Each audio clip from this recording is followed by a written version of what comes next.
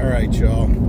I'm trying to say this without getting into the weeds. When we talk about moral inventory, we talk about, remember I said, what is it? I just haven't killed anybody and I'm morally sound? Well, no, the revelation that I'm seeking is my organic moral standard that was inherent to me originally. My best case scenario, internal organic morality. How do I get there? Well, I do it by looking at my behaviors, right?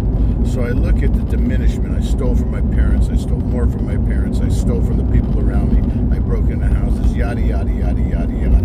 I look at the decline of my ethical behavior. And in doing so, what I'm able to do is get to the space where my very bottom behavior, right before I got sober, that becoming the person I find repugnant, that change or die moment, right?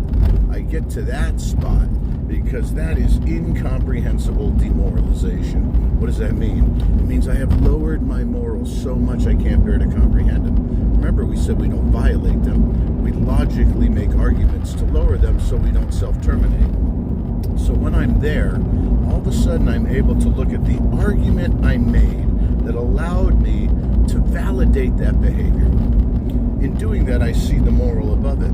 Oh, that's where I came from. I used this argument to lower that standard. And what was the argument I meant to lower to that standard? And what was the argument I used to lower to that standard? And so in essence, what I do is I build back up by analysis of the arguments and the lowering of my morality to my peak organic or natural moral standard.